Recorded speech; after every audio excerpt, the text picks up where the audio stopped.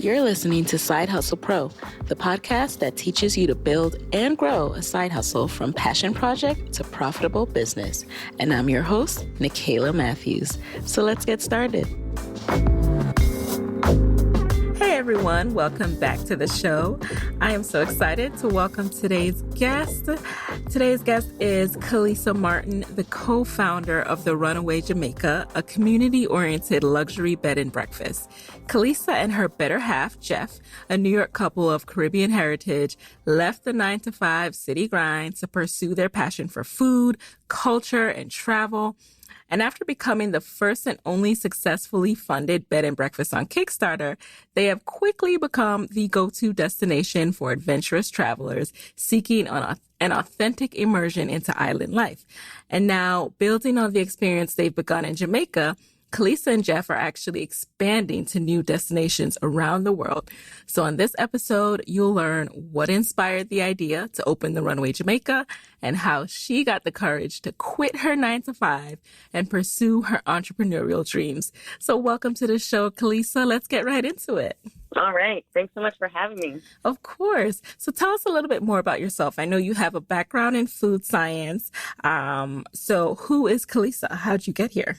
Sure. So I am a self-proclaimed food nerd. I love everything about food. And even at a young age, I knew that I wanted to learn everything I possibly could about it. So I gained my undergraduate degree in food science and nutrition, and then went on to culinary school after that, and then jumped right into the food media industry in New York City. And so my whole life, my professional life, my personal life is always about food. I gardened in Brooklyn. I used to lead food tours down in Manhattan. So I love everything about it. And I grew up in southern New Jersey, but my parents are Jamaican.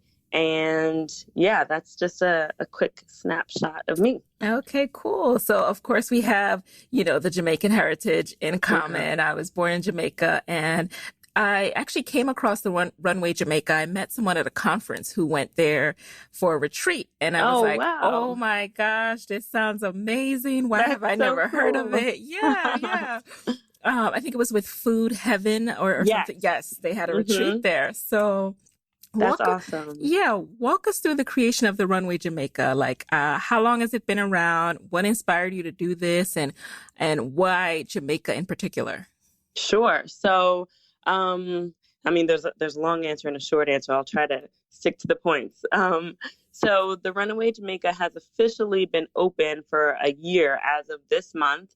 But the idea itself, kind of went into motion back in 2014. My partner, Jeff, and I, we, both had dreams that could be realized in the project, and it just happened to be the right place and the right time for us to make it happen. And so it was actually a winter storm. We were both living in New York, and a storm kind of put us over the edge of living in the Northeast. And we took a vacation to Jamaica at the very last second. And it was there actually, in Jamaica when we decided that we wanted to pursue this idea of a bed and breakfast seriously. And things moved quickly after that. We thought about it some more, and of course, threw out some ideas and planned it before we officially shook on it a few months later. And then I put in my notice at work, and a few months after that, we made the move. We just packed up, and moved to Jamaica. And we actually lived on site on the property that we were converting into a bed and breakfast for about 6 months before we launched the Kickstarter. So we had enough time to plan, really get our bearings, and get all the finances in order. And then we announced everything on Kickstarter in March of 2015.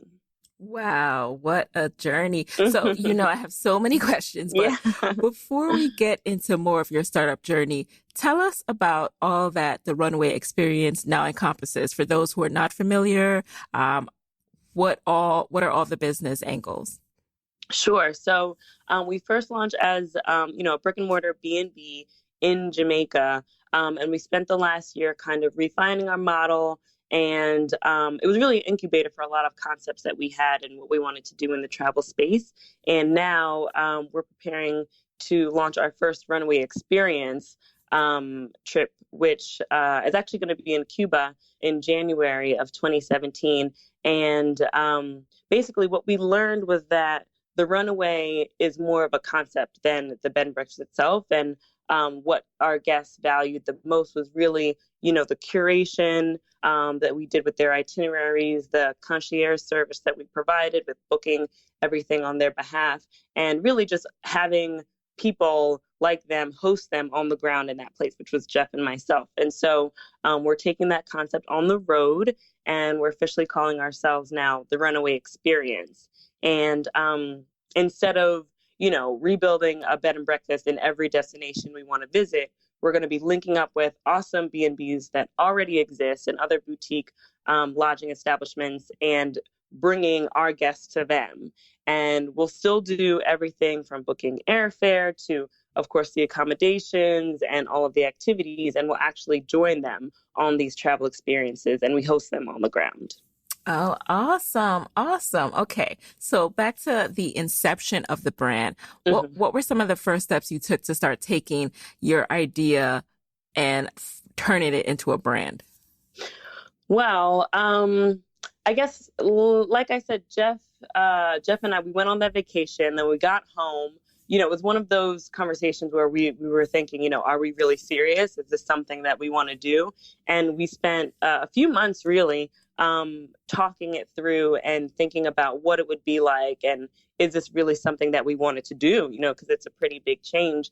And once we got all that out of the way, we knew that we wanted to also launch our project via Kickstarter, which that to us was like a really great way to launch our business, because it forced us to really boil down the concept into not only a video, but like a one-pager that somebody could look at our site and really grasp the concept even before it ever existed. And to us, like, Kickstarter really did that for us. In addition to getting the capital, it really allowed us to identify ourselves and figure out, who we were as a brand. So is there something particular about Kickstarter as a crowdfunding platform that made you use that as opposed to other crowdfunding platforms? No, I think we did look at the other ones, but I think we like the idea of the all or nothing, where some of the other platforms, if you don't hit your goal, you still get the funds, which is amazing. But I think for us, we wanted that added pressure of, we've got to hit our minimum, in order to get anything. And so that was great. And plus, I think Kickstarter has a really great support network. And they have a lot of exposure. It's probably one of the better known sites for crowdfunding. And it just happened to be the right fit for us. Got it. Yeah, Kickstarter definitely has that brand that, okay, you're legit. You're not just, raising money for your school books or for your cousin's birthday party. But yeah. I also read that you use something called Launchpack. Tell us, what is that? And what are some best practices for Kickstarter in general that you've learned? For sure. Yeah. Launchpack is an amazing company. I do think that they're operating kind of in a different capacity now than when we first worked with them, but their website is still up. I believe it's launchpack.co. And basically, they were a boutique marketing agency focused entirely on supporting companies kickstart their brand. And so they provided a videographer, a copywriter, project manager to really help guide us through the process of crowdfunding. And it was great because, Jeff and myself, we both have backgrounds in marketing and we have experience in those things, but having, a dedicated team similarly invested in your success was really great for us, especially in those beginning stages. And I'd say as far as tips for any crowdfunding campaign, I'd say, take it seriously, invest resources into making it really polished, because potential donors, they look at the page and they say, okay, well, this looks very professional. I know that they're going to put a lot of work into making their dream come true because they've invested that high quality into the page itself. So yeah, and I'd also say, be really open with not only what the project is, but who you are and what you believe in, because that really resonates with potential donors as well. Got it. Got it. So you raised your Kickstarter, you successfully, funded your campaign. How would you say you and Jeff's prior work experiences supported all of this marketing, this starting up the operations, and, supported turning this venture into a real thing? Yeah, that I would say was critical for us. A lot of times we talk about, our passion for travel and for food and, our desire to make it a reality, but it really did come down to the skills that we had. And we were just blessed that they were really applicable to this project. So my background is, even though I've been in the food industry the whole time, I've actually been on the business side. And so I have a strong background in like operations and project management and brand marketing and all of that. And Jeff has a strong background in marketing, social media, website building, and everything in between. So for us, it was like a really great balance of skills. And especially considering we're the only two, full-time employees for the company, we really had to maximize on everything we could apply to the project. Got it. Yeah. And I wanted to get into that. I will get into that in a little bit about staffing and teams and building your team. But before we do that, let's touch a little bit, because I think that a lot of us have ideas. We want to build things. We even have ideas of moving to other countries and building things, but you have to financially prepare for that. So you talked about, put it in your resignation papers, but I'm really curious about the mindset you had to have to say, you know what, I enjoyed this getaway so much. I'm actually going to do it. I'm going to quit this stable. Awesome job, because you were doing amazing things. So tell me a little bit about that mindset and then how you financially prepared in addition to the Kickstarter. Yeah, I mean, it's kind of funny because I think Jeff and I must be crazy or something, because to us it like wasn't a big deal. But when we would talk to other people, they'd be like, "Oh my gosh, are you sure? What are you people don't do that." But I think a couple of things played into that. Jeff, he already owns his own business, and so with his marketing agency, he could already work from anywhere. And so we were able to take, clients, whether we were still in Brooklyn or whether we were on the other side of the world. So that was, I guess, a pretty comforting fact. But, in addition to that, I think we both just have the mindset to just go for it. My mom actually has been a small business owner for, I guess, as long as I've been alive. And so that entrepreneurial spirit, I think it's definitely passed down. And yeah, I don't think really anything would have held us back from going for it. So those first 6 months you mentioned, you were just getting things set up, getting to know the lay of the land. You hadn't ever lived in Jamaica though, right? But even though your parents are from there. So what was that like getting to know a whole new environment and figuring out like the local vendors that you wanted to source from and things like that? Yeah, I mean, it was awesome. And you're right, I had never lived there full time. The longest I had been in Jamaica in one stretch was about 6 weeks. During college, I interned at a hotel, and that was like the best time of my life. That was when I knew I could live in Jamaica. So when we did move there full time for the purpose of planning and preparation for this project, it was crazy because we were inside, researching, making calls, emailing people all the time. And our friends and family would, they didn't really get it that we were there like working. They thought we were on some like extended vacation. And they'd be like, "Oh, did you go to the beach this morning?" And we'd be like, "I don't even remember the last time I saw the ocean." Wow. So it was a really focused time period for us, but it was great because we ended up linking up with awesome people and, artisans and artists and craftsmen and women who ended up contributing amazing things to the project. And so it was really great to have that time to prepare. Oh, that's awesome. And it's funny you mentioned that. It makes me think of my sister. So, my parents we moved to the US when I was 6. I also have 2 older sisters. And my oldest sister moved back to Jamaica a few years ago to live, work and live full time. And everyone always wants to visit her. And she's like, I'm not on a permanent vacation, right? Like, you can come to visit, but I'll be at work. Exactly. Like, but anyway, moving right along, I want to talk about marketing because I'm always fascinated by how people get their brand name out there and attract clients, attract customers, because it has to be a really strategic process. So I want to know what were some of the first steps you took to start marketing and building awareness of the Runaway Jamaica and experience? Were you doing Facebook marketing? Like, what kind of things were you doing to get the word out? Yeah, definitely Facebook, Instagram, and I have to say Kickstarter again as well, because that really was the first, platform that we were able to spread the word. And even just from doing Kickstarter, we got a bunch of press. And so we had that buzz going even before we opened up our doors. So that was pretty amazing. And then, like you mentioned, with Facebook and Instagram these days, you can target and really speak to the audience that you want to reach. And so that has been critical for us. That's been the main advertising for sure. And, a big part of marketing is market research. So you went to Jamaica and you had this idea, but what kind of research did you do to know that this was a need and that you would actually be able to attract customers?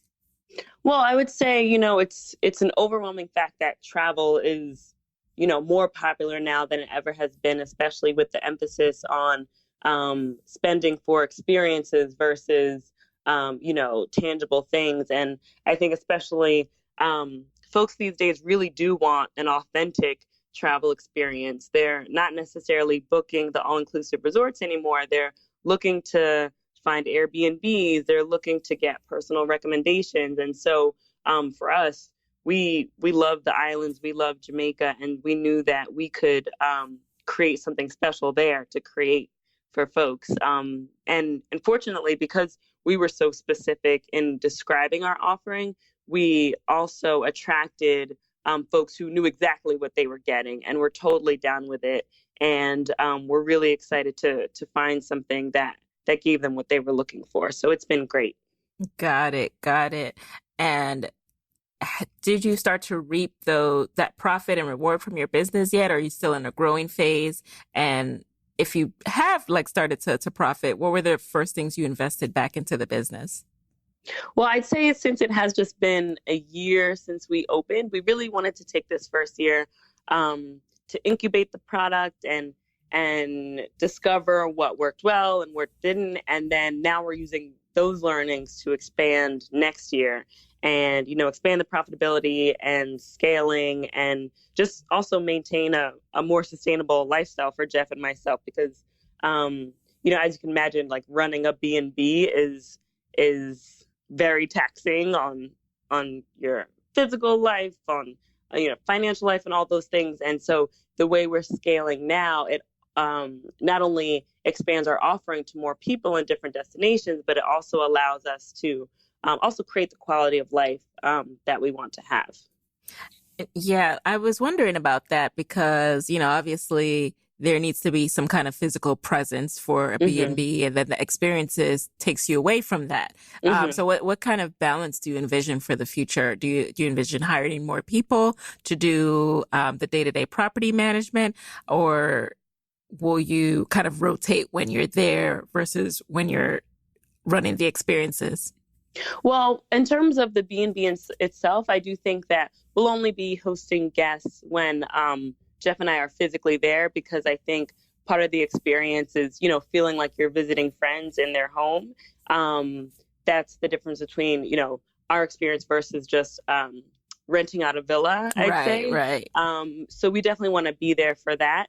And even for now, the Runaway Experience and other destinations, we're really excited to link up with other operations that are already, running. And so instead of us having to fully staff the whole experience, we're linking up with a bed and breakfast that already exists and has their own team. And so in that way, it's scalable for us, and we actually don't have to increase our overhead. Got it. And I like that, you've tapped into a big market right now. The whole travel while black and Mm-hmm. abroad Mm-hmm. movement that's going on. And you recognize that at an early stage. But now that you're building these experiences, how do you structure your projected income? And this is a projected revenue stream. Like, are you um, how do you garner customers for the, first of all, like, how are you attracting them to understand that you now do this whole experiences Mm-hmm. aspect? And then how do you differentiate yourself in the market?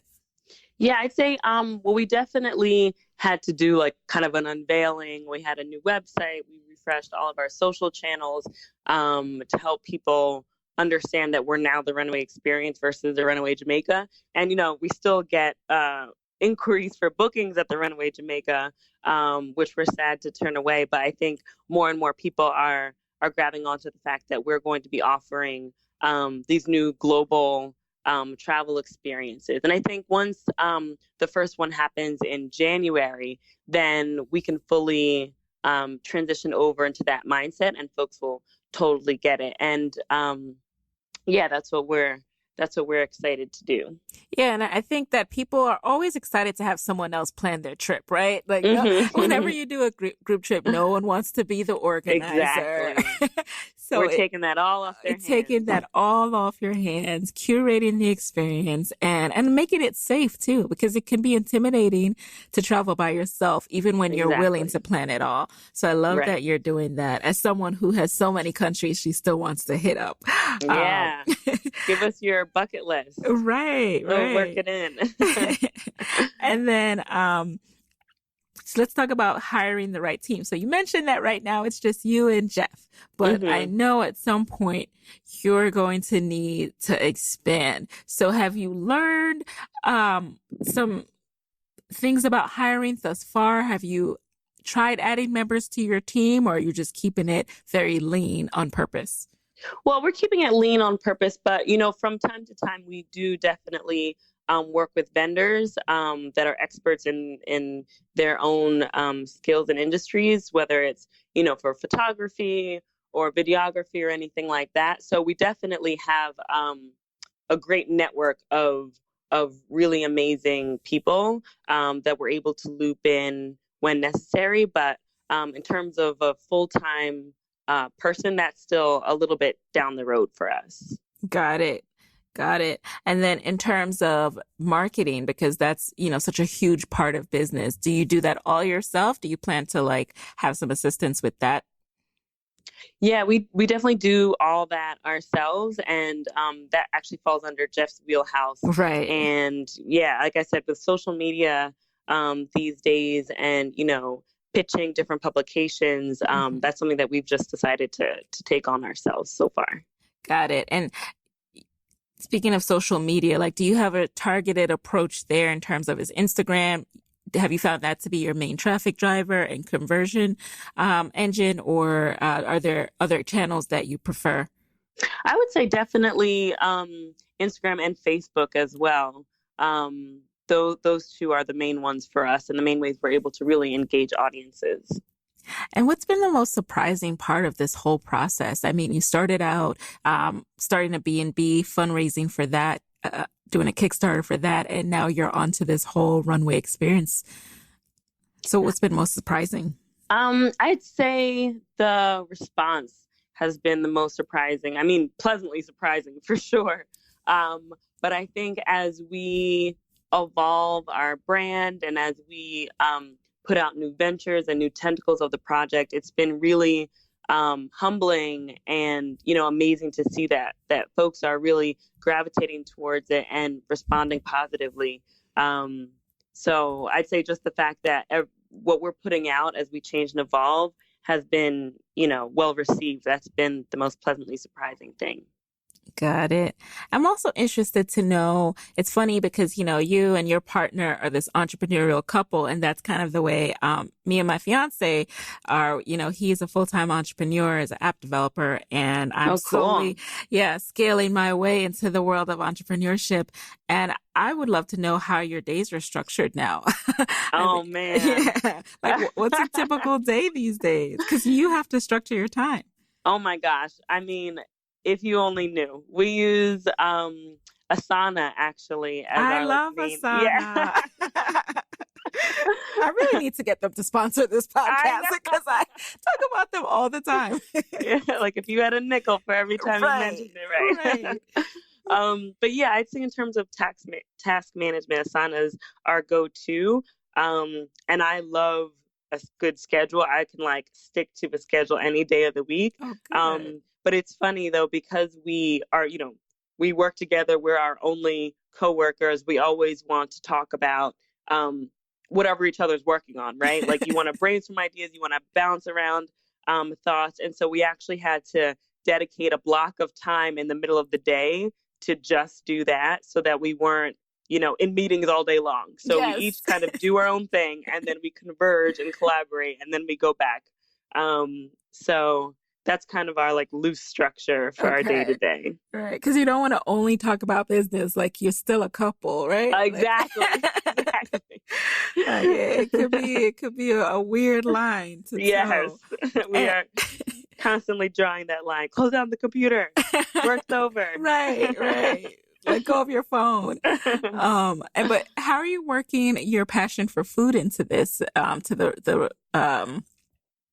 Runaway Experience? Yeah, so I won't be doing all the cooking like I did at the Runaway Jamaica B&B, but I am still going to be curating the whole culinary experience and making sure that everything the guests staying with us eat is like top notch and the most delicious thing you could have while in that destination. And even apart from curating the actual dining experience on the ground, I'm going to be creating content all around the culinary experience. So whether it's developing recipes that folks at home can make or just documenting the whole thing so you can feel like you're experiencing it no matter where you are, that's still going to be kind of forefront for our brand, like the culinary side. Got it, got it. And do you see yourselves expanding beyond the curated experiences also, or will this be for the foreseeable future, the business model? Oh, well, we have too many ideas, I'd say. So right now we're working on these curated experiences, but we're also going to be announcing a series of retreats in Bali for next May as well. So they might just be cultural immersions like we're doing in Cuba, or retreats focused on various wellness aspects like we're doing in Bali, and maybe even some pop-ups in the States. So different versions of kind of the same concept, and more things to come for sure. Oh, I'm excited. We're going to Mhm. have to talk offline about a Yeah. retreat for Side Hustle Pro. But now let's get into the lightning round. You know the deal. You're going to answer the first thing that comes to mind. Are you Mhm. ready? I'm ready. All right. So, number one, what's an online resource that has helped you in your business that you can share with the Side Hustle Pro audience?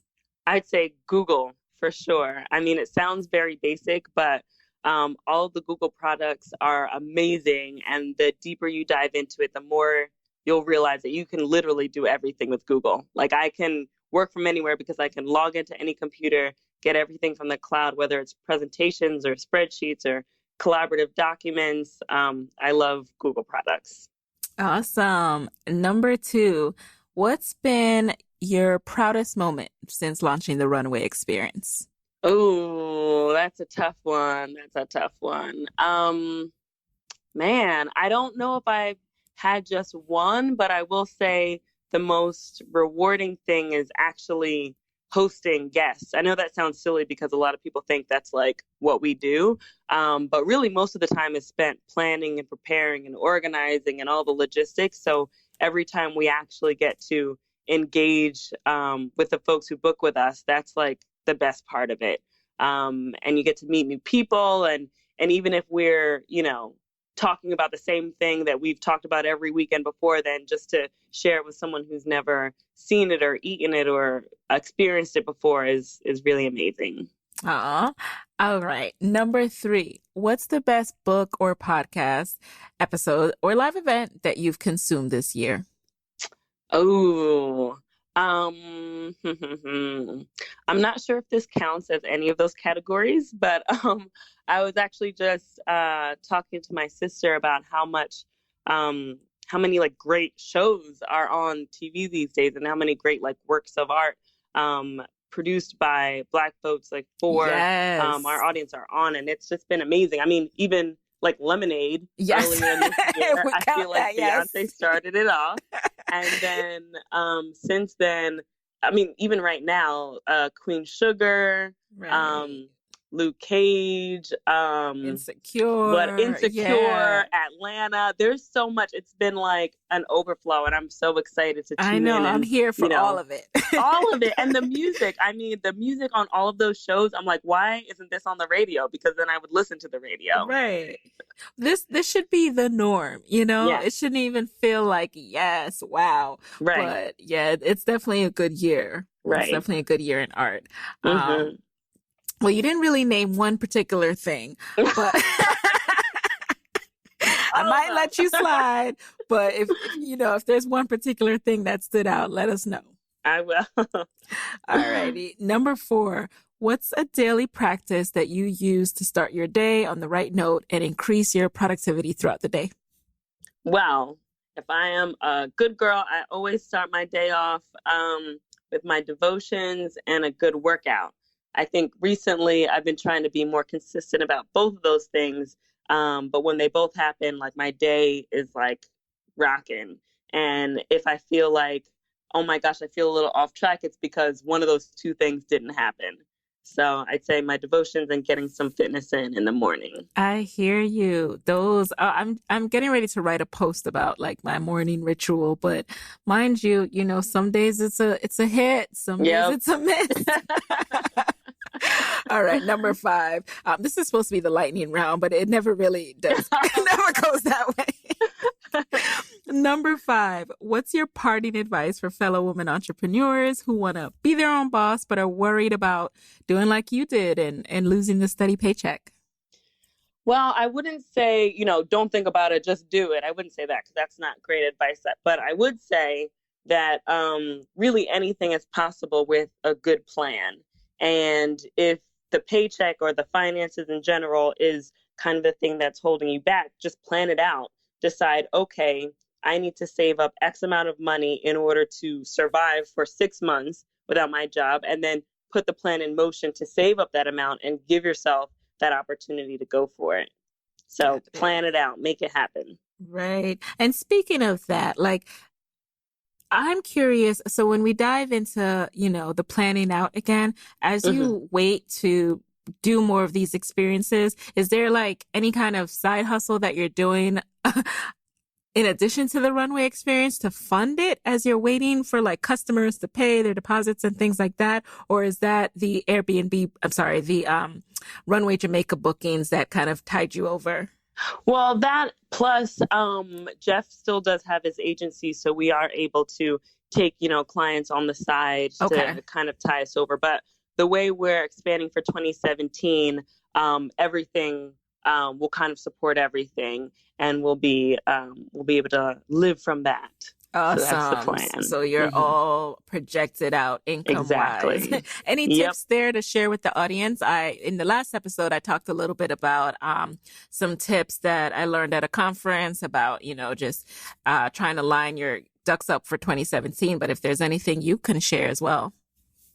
Oh, I don't know. I mean, we live and die by our budget. So yes. I have this like crazy Google spreadsheet that I look at like every minute of every day.